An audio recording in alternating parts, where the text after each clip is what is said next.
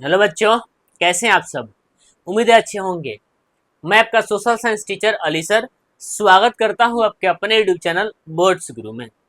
आज काफी important question लेकर के आया हूं आपके समक्ष, जो बिहार बोर्ड के काफी चाहिदा क्वेश्चन है और कई बार रिपीटेड क्वेश्चन है। अगर आप क्लास 10th में हैं और बिहार बोर्ड से हैं तो आपके लिए काफी इंपॉर्टेंट होने वाला है। और ये दीर्घ उत्तरीय क्वेश्चन एक पूछता है जिसका नाम है कि रूस की 1917 ईस्वी की क्रांति के कारण बताओ। ठीक है, आखिर 1917 ईस्वी में रूस में जो क्रांति हुई थी वह क्या कारण था, किन कारणों से क्रांति हुई थी, हम इसी क्वेश्चन को डिस्कस करने वाला हूँ। काफी ये लंबा थोड़ा सा लेक्चर जाने वाला है, आप थोड़ा सा इसको लंबे समय तक देखेंगे। बहुत बड़ा नहीं है लेकिन लॉन्ग क्वेश्चन में पूछता है और हमें इस बात पर ध्यान रखना होगा कि किसी भी क्वेश्चन को लिखने के तरीके होने चाहिए, ना कि केवल आप लिख दें। ठीक, काफी तरीके से लिखना होता है तभी जाकर के फुल मार्क्स मिलते हैं। ठीक है, तो आइए हम जानेंगे कि रूस की 1917 ईस्वी की क्रांति के क्या कारण थे। हम उसको जान लेते हैं कि आखिर रूस की 1917 ईस्वी की क्रांति के क्या कारण थे। काफी VBI क्वेश्चन है, एक बात याद रखना, इसका नोट्स जरूर बना लेंगे। ठीक है, और अपने कॉपी में जरूर लिखेंगे। अगर आपको चीजें समझ में आए तो उसको किसी और के पास जरूर शेयर करें ताकि वो भी देख करके इसका लाभ उठा सके। सबसे पहला बात कि रूस की 1917वीं क्रांति के कई कारण थे। सबसे पहला कारण हम जानेंगे राजनीतिक कारण। ठीक है, हम कारण नंबर ए में जानेंगे कि आखिर राजनीतिक कारण क्या क्या होगा, हम उसको देख लेते हैं। यानी कि 1917 ईस्वी की रूसी क्रांति के जो कारण थे वह कारण नंबर हम जानेंगे ए में। ठीक है, कारण नंबर ए जानेंगे। यानी कि कारण नंबर ए क्या होगा, उसका नाम होगा राजनीतिक कारण। राजनीतिक कारण, ठीक है, यानी कि 1917 ईस्वी की फ्रांसीसी क्रांति के, सॉरी फ्रांसीसी हमने बोल दिया, फ्रांसीसी नहीं है, रूसी क्रांति के कारण सबसे पहला कारण जिसका नाम है राजनीतिक कारण। यानी कि राजनीतिक कारण में होगा क्या कि हम ये देखेंगे कि देश के नेता कैसे होंगे, देश में रहने वाले राजा महाराजा कैसे होंगे तथा उनके साथ रहने वाले लोग कैसे होंगे। तो सबसे पहला बात राजनीतिक कारण में एक नंबर जानेंगे जिसका नाम है जार का निरंकुश शासन। राजनीतिक कारण में सबसे पहला कारण होगा जिसका नाम होगा जार का निरंकुश शासन। यानी कि जार का निरंकुश शासन, याद रखना सन 1917 ईस्वी की बात है। ठीक है, उस समय रूस में जो राजा थे, ठीक है, रूस में जो राजा थे उसका नाम था जार निकोलस द्वितीय। आपको याद होना चाहिए रूस में 1917 ईस्वी की बात है, रूस का राजा जार निकोलस द्वितीय होता है और यह काफी निरंकुश राजा होता है, काफी भोग विलासी राजा होता है। और इस राजा से जनता बिल्कुल खुश नहीं थी क्योंकि यह जनता के सुख दुख का कोई ख्याल नहीं रखता था। यानी कि जार निकोलस द्वितीय काफी खराब राजा था, यह खुद से मतलब रखता था। एक बात याद रखना, ऑब्जेक्टिव क्वेश्चन पूछता भी है कि रूस के राजा को जार कहते हैं। यानी कि जार का क्या अर्थ होता है, तो जार का अर्थ होता है राजा। जार का अर्थ होता है राजा। यानी कि रूस में रूस के राजा को क्या कहते हैं, जार। तो रूस का जार कौन था, तो निकोलस द्वितीय। और ये निकोलस द्वितीय जो था ना काफी निरंकुश और खराब राजा था, तो उसकी निरंकुशता के कारण जनता ने क्या कर दी, क्रांति। क्योंकि एक कहावत है कि जब जब जनता का शोषण किया गया है जनता ने अपना आवाज उठाया है और अपने आवाज को इस हिसाब तक बुलंदी तक पहुंचाया है कि वह क्रांति कर उस राजगद्दी को भी छीन लिया है। ठीक है, तो जार की निरंकुशता के कारण 1917 ईस्वी की रूसी क्रांति हुई। वह कारण में क्यों हुआ जरा देखेंगे। यह रूस की क्रांति का सबसे बड़ा कारण था जिसमें जार निकोलस द्वितीय अपनी मनमानी करता था। यानी कि अपने मन से सब काम करता था, जनता के सुख दुख का कोई ख्याल नहीं रखता था, जनता के सुख दुख का ध्यान नहीं रखता था, वह खुद को ईश्वर का प्रतीक मानता था। यानी कि जार निकोलस द्वितीय कहता था कि मुझे ईश्वर ने भेजा है यहाँ पर शासन करने के लिए, और जार निकोलस द्वितीय अपने आप को क्या मानता था, तो अपने आप को ईश्वर का प्रतीक मानता था। और यही कारण बना क्या चीज का, तो 1917 ईस्वी की रूसी क्रांति का। तो केवल यही कारण नहीं बना, और भी कारण है हमें जिसको जानना बहुत जरूरी है। दूसरा है रूसीकरण की नीति, है ये बहुत बड़ा इंपॉर्टेंट है, रूसीकरण की नीति। हम आपको बता दें कि रूस का राजा कौन है, तो जार निकोलस द्वितीय। जार निकोलस द्वितीय कहता था रूस में रहने वाले लोगों को और खासकर गरीब किसान मजदूरों को कि यदि तुम्हें रूस में रहना है तो एक राजा यानी कि एक जार, एक देश, एक भाषा का उपयोग करना होगा। जबकि रूस में अलग अलग समुदाय के लोग होते थे, एक धर्म मानने के लिए भी मजबूर कर रहा था कौन, जार निकोलस द्वितीय, जिसका विरोध जनता खूब कर रहे थे। जरा सोच कर देखो, आपको आपका धर्म बदलने के लिए जबरदस्ती किया जाए तो क्या आपको अच्छा लगेगा? बिल्कुल नहीं लगेगा। क्या आपको बोला जाए कि आप जिस देश में रह रहे हो किसी एक भाषा को मानो जबकि आपकी भाषा अलग होगी, क्या आपको अच्छा लगेगा? नहीं लगेगा। तो फिर आप लास्ट में क्या करोगे, तो उसके विरोध ही करोगे ना। उसका विरोध करने का अर्थ है कि क्रांति करो। अगर आप उसमें सहमत हो गए तो आपकी बात आगे बढ़ सकती है। तो रूसीकरण की नीति में करता क्या था कि रूस में रहने वाले लोगों पर जबरदस्ती यह टैग लगाता था, बोलता था कि रूस में रहना है तो एक राजा, एक भाषा और एक धर्म को अपनाना होगा, जिसका विरोध जनता द्वारा खूब किया गया। तो इसे रूसीकरण की नीति के अंतर्गत लाते हैं। रूस में अनेक जाति और धर्मों के लोग रहते थे। जार का मानना था कि रूस में रहना है तो एक भाषा, एक रूस और एक धर्म को अपनाना होगा, जिसका विरोध जनता द्वारा किया गया। तो ये दूसरा कारण बन गया 1917 ईस्वी की रूसी क्रांति का। नेक्स्ट हम जानेंगे तीसरा कारण, काफी इंपोर्टेंट है। तीसरा कारण क्या है? तीसरा कारण हम जानेंगे कि राजनीतिक दल का उदय। रूस में, ठीक है, राजनीतिक दल का उदय हो रहा था और राजनीतिक दल के उदय के कारण भी रूस में क्रांति हुई, क्योंकि एक राजा का अपना दल है और एक अलग राजनीतिक दल आया तो उसके पास एक अलग ही शक्ति हो गई, क्योंकि राजनीतिक दल का एक अलग पावर होता है, जनता का सपोर्ट होता है, तो वो सपोर्ट से आप अन्य जगहों पे अपना शासन कायम कर सकते हो। जैसे आज के वर्तमान समय में आप देखते होंगे कि अभी भारत की दो बड़ी पार्टियां हैं, कांग्रेस पार्टी और बीजेपी पार्टी, ठीक है, ये दल है ना, दल है। तो आप जरा सोच कर देखो कि अगर जनता की बात को सरकार तक पहुंचाना होता है तो अगर डायरेक्ट नहीं पहुंचता है तो विपक्षी पार्टी उसकी बातों को डायरेक्ट सरकार तक पहुंचाती है। ये काम होता है राजनीतिक दल का। तो ही राजनीतिक दल बना और जनता की बातों को डायरेक्ट राजा तक पहुंचाया। ठीक है, तो होता क्या है, 1883 ऑब्जेक्टिव क्वेश्चन पूछा हुआ है, याद रखना। 1883 ईस्वी में रूसी सोशल डेमोक्रेटिक पार्टी की स्थापना हुई। ये बड़ा इंपॉर्टेंट बात है।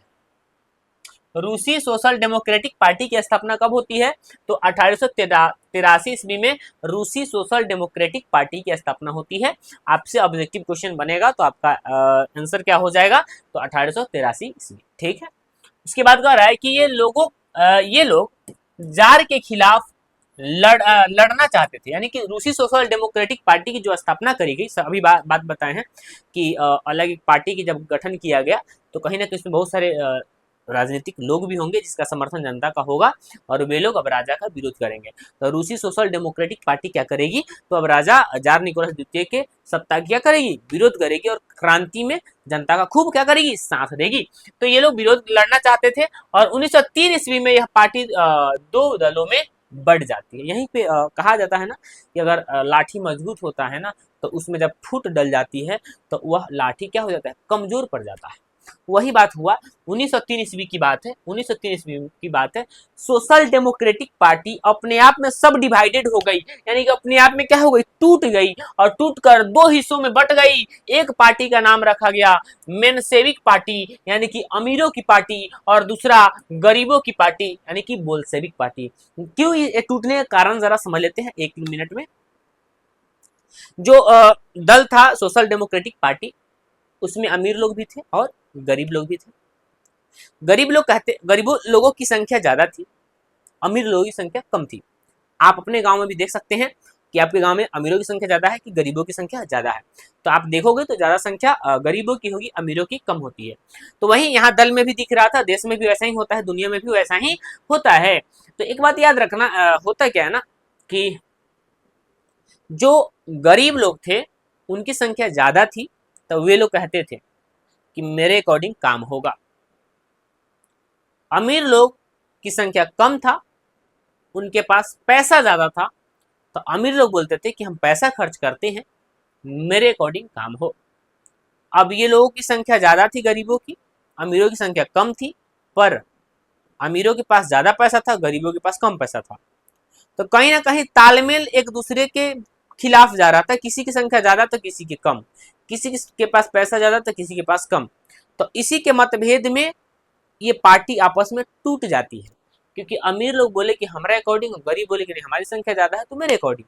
तो पार्टी क्या हो जाती है, आपस में टूट जाती है। एक पार्टी बन गई अमीरों वाली पार्टी, एक बन गई गरीबों वाली पार्टी।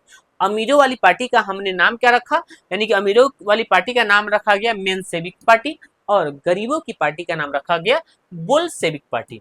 ठीक है, आगे चल के होगी क्रांति बोल्शेविक क्रांति, क्योंकि अमीर लोग क्रांति नहीं करना चाहते हैं, गरीबों के साथ शोषण होता है तो गरीब लोग क्रांति करेंगे। और एक हम लोग आगे पढ़ेंगे बोल्शेविक क्रांति से आप क्या समझते हैं, तो याद रखेंगे यही क्रांति आगे अपना रंग लाएगा। ठीक है, तो पार्टी टूट जाती है और दो हिस्सों में बढ़ गई, मेंसेविक पार्टी और बोल्शेविक पार्टी। ठीक है, उम्मीद है तीसरा कारण समझ में आया होगा।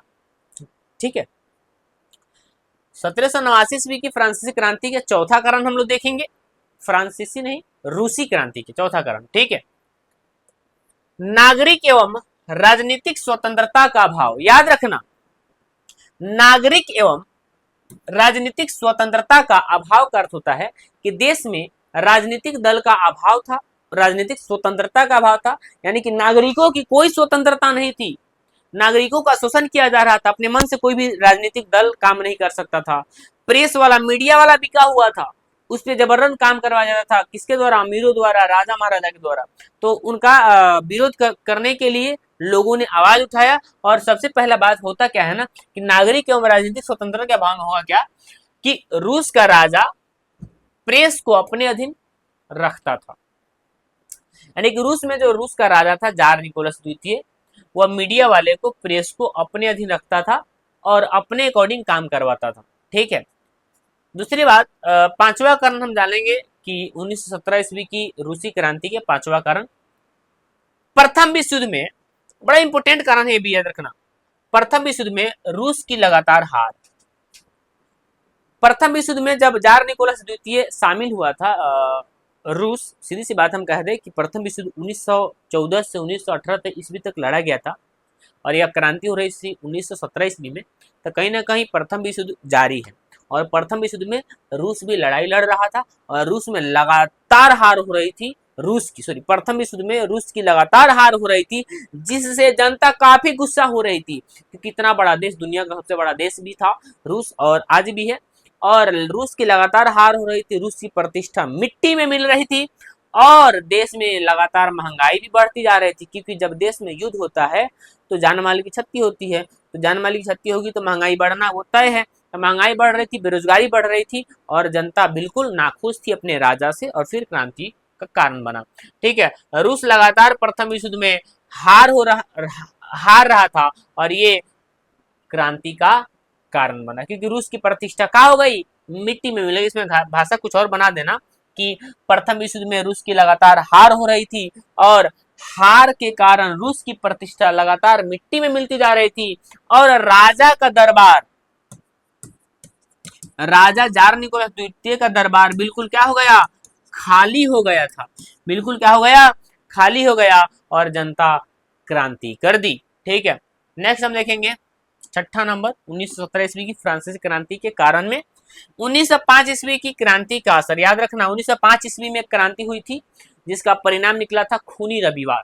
आप खूनी रविवार को भी पढ़ेंगे, हम इसका भी अलग सेपरेट वीडियो बना दिया है, आप उसको जाकर के एक बार जरूर देख लेंगे।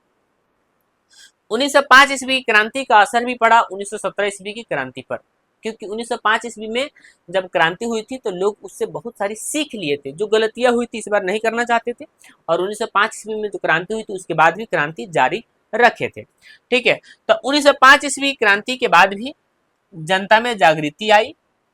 ठीक है, और वे अपने अधिकारों की मांग कर रहे थे, क्योंकि 1905 ईस्वी की क्रांति के दौरान जनता में जागरूकता आ चुकी थी, लोग बुद्धिजीवी होते जा रहे थे और अपने अधिकार की मांग कर रहे थे।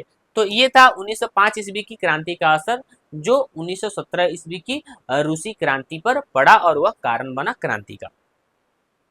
सातवां कारण हम जानेंगे कि रासपुतीन का प्रभाव। हाँ, ये बड़ा इंपॉर्टेंट बात है। रासपुतीन एक भ्रष्ट पादरी था। रासपुतीन क्या था? रासपुतीन का प्रभाव में हम जानेंगे कि रासपुतीन एक भ्रष्ट पादरी था और यह जार निकोलस द्वितीय के महल में ही काम करता था और रासपुतीन का संबंध जार निकोलस द्वितीय की पत्नी जरीना से था और यह गलत संबंध था क्योंकि जरीना रासपुतीन के सहारे रासपुतीन का मदद करता था। फिर से बोल रहे हैं एक बार कि रासपुतीन एक भ्रष्ट पादरी था जो राजा के महल में ही काम करता था और रासपुतीन का संबंध जार की पत्नी जरीना से था और जरीना के सहारे रासपुतीन पूरे रूस का बागडोर अपने हाथ में ले रखा था क्योंकि रासपुतीन को के हाथ में कौन थी? जरीना। और जरीना जब कंट्रोल में थी, जरीना किसकी पत्नी थी? तो राजा की पत्नी थी और अक्सर राजा अपने पत्नी का बात माना करते होंगे और उस पत्नी के बातों को कौन सिखाता होगा कुछ भी काम करवाने के लिए? तो ऑब्वियसली बात है रासपुतीन एक भ्रष्ट पादरी था जो जार के यहाँ रहता था। इसका संबंध रूस के राजा की पत्नी जरीना से था। रासपुतीन ने जरीना को अपने अधीन कर लिया था। जरीना के कहने पर वह रूस की बर्बादी का कारण बना। ठीक है, यानी कि याद रखना, जरीना के सहारे पूरे रूस का बागडोर अपने अधीन कर लिया था कौन? रासपुतीन। ठीक है, तो यह भी कारण बना किसका? 1917 ईस्वी की रूसी क्रांति का कारण बना। ठीक है, ये लॉन्ग क्वेश्चन है, लंबा जाएगा, इसको भी लिखेंगे जरूर। ठीक है, क्योंकि 4 अंक प्राप्त करने के लिए कम लिखोगे तो बात नहीं बनेगा। हम लोगों ने कौन कौन से कारण जाना? एक बार अभी हमने क्या जाना? राजनीतिक कारण को देखा है। हमने क्या देखा है? 1917 ईस्वी की रूसी क्रांति के कारण में सबसे पहला कारण देखा ए नंबर में राजनीतिक कारण। पहला राजनीतिक कारण देखा है कि जार की निरंकुशता, दूसरा रूसीकरण की नीति। ठीक है, और तीसरा देखा है कि राजनीतिक दलों का उदय। चौथा देखा है नागरिक एवं राजनीतिक स्वतंत्रता का अभाव। पांचवा देखा है प्रथम विश्व युद्ध में रूस की लगातार हार। छठा देखा है 1905 ईस्वी की क्रांति का असर। सातवां देखा है रासपुतीन का प्रभाव। ये राजनीतिक कारण था 1917 ईस्वी की फ्रांसीसी क्रांति के, ये राजनीतिक कारण थे। ठीक है, हम इसके बाद देखेंगे सामाजिक कारण, यानी कि सामाजिक कारण भी 1917 ईस्वी के रूसी क्रांति के कारण बना, यानी कि हम इसको बी में जानेंगे सामाजिक कारण। सामाजिक कारण में सबसे पहला बात क्या देखेंगे एक नंबर में कि किसानों की दयनीय स्थिति, क्योंकि समाज में किसान लोग होते हैं। तो किसानों की दयनीय स्थिति क्या थी? तो किसान लोग खेती करते थे और खेती करने के लिए बहुत सारी चीज़ों की आवश्यकता पड़ती है। जैसे खेती करने के लिए क्या क्या चीज़ों की आवश्यकता पड़ेगी? तो हल की आवश्यकता पड़ेगी, बीज की आवश्यकता पड़ेगी, खाद की आवश्यकता पड़ेगी, और इसकी पूर्ति कौन करेगा? देश के मालिक, मुखिया, यानी कि राजा। तो राजा इनकी कोई सहायता नहीं करते थे। छोटे छोटे खेतों में पुराने तकनीकी से काम करते थे, जिसका क्या होता था ना कि कम फायदा होता था। किसको? किसानों को कम उपज होती थी और ऊपर से किसानों पर क्या लगा दिया गया था? टैक्स लगा दिया गया था, जिसकी वजह से किसान अपना काम नहीं करते थे। ठीक है, तो देखिए ध्यान से, रूस में क्रांति के समय किसानों की स्थिति काफी दयनीय थी। वे पुराने तरीके से खेती करते थे जिससे उत्पादन अच्छा नहीं होता था और इसके अलावा सरकार द्वारा किसानों पर अत्यधिक कर लगाया गया। ठीक है, जिससे किसानों की स्थिति और दयनीय हो गई, यानी कि जनता किसानों पर सरकार द्वारा किसी प्रकार का हेल्प नहीं किया जा रहा था। सरकार कहने का अर्थ यह है राजा द्वारा, और उल्टा क्या लगा दिया गया किसानों पर? तो अत्यधिक कर को बोलते हैं ना, टैक्स लगा दिया गया। ठीक है, किसानों पर। ठीक, जिसका विरोध जनता द्वारा किया गया और 1917 ईस्वी की रूसी क्रांति का ये कारण बना। दूसरा हम सामाजिक कारण में देखेंगे कि मजदूरों की दयनीय स्थिति। देखो याद रखना, मजदूर क्या करते हैं? फैक्ट्री में काम करते थे। मजदूरों से अधिक समय तक काम करवाया जाता था, मजदूरी कम दी जाती थी और उनके रहने के लिए भी सुविधा नहीं था, जिसके वजह से मजदूरों ने भी क्या कर दी? क्रांति कर दी। यहाँ देखेंगे रूस में मजदूरों की स्थिति काफी दयनीय थी।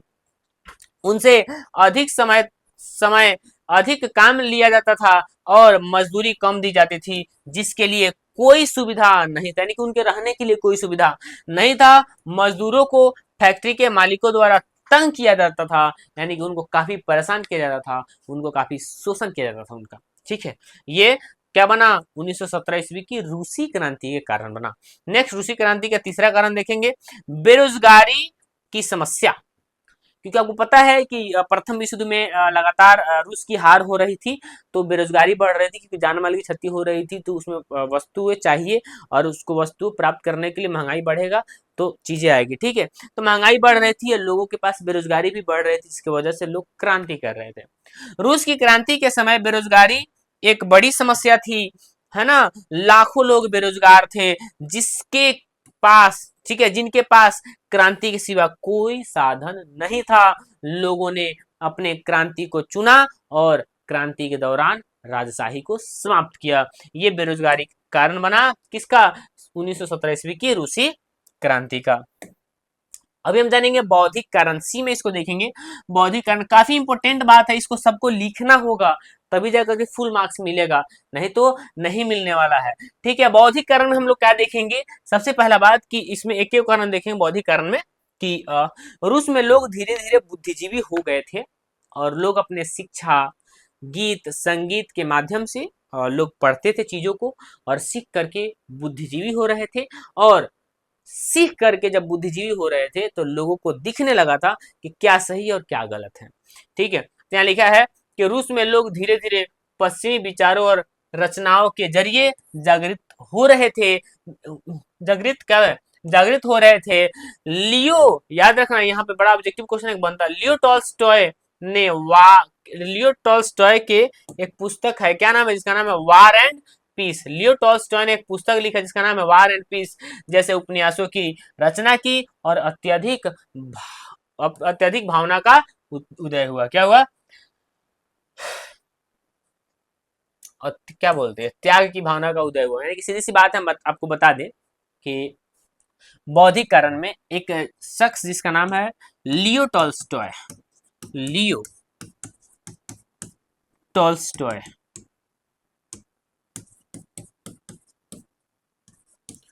टॉल्स्टॉय, लियो टॉल्स्टॉय ने एक पुस्तक लिखा जिसका नाम था War and Peace. War and Peace नामक पुस्तक की रचना किसने की? तो लियो टॉल्स्टॉय ने किया। और ये VBI ऑब्जेक्टिव क्वेश्चन पूछता भी है। ठीक है, ऑब्जेक्टिव क्वेश्चन पूछता है, इसको जरूर याद रखना। लियो टॉल्स्टॉय ने वार एंड पीस नामक पुस्तक की रचना की, जिसके तहत लोगों को जागृत करने का काम किया। और केवल इन्हों ही नहीं, और भी कई सारे अर्थशास्त्री, भूगोल शास्त्री, और भी गणितज्ञ, कई सारे लोगों ने, और भी मतलब कि क्या बोल सकते हैं उसको ना, कि राजनीतिक शास्त्री, अभी कह सकते हैं इसको कि गीत संगीत, गीत संगीत, ठीक है, नाटक, लेख, इन सभी के माध्यम से भी लोगों को जागृत किया गया। और फिर क्या हो गई? देश में क्रांति हो गई, क्योंकि इससे लोग क्या हो गए? जागृत हो गए। इससे लोगों ने क्या हुआ? लोग क्या हो गए? तो जागृत हुए, और ये क्रांति किए। तो ये था 1917 ईस्वी की रूसी क्रांति के कारण। अब हम नेक्स्ट लेक्चर में जानेंगे 1917 ईस्वी की रूसी क्रांति के क्या परिणाम थे, उसके परिणामों को हम लोगों को जिक्र करना है। वो भी लॉन्ग क्वेश्चन की दीर्घ उत्तरीय में पूछता है, और दीर्घ उत्तरीय 4 अंक का एग्जाम में पूछता है, और 4 अंक प्राप्त करने के लिए इतना तो लिखना होगा। अगर इतना याद ना हो तो इनमें से कुछ कुछ बातें आपको जितना भी याद हो सके याद करें। अगर लेक्चर समझ में आया होगा, पसंद आया होगा, तो लाइक, शेयर और सब्सक्राइब जरूर करें। बाकी इसमें यही तक रखेंगे। धन्यवाद।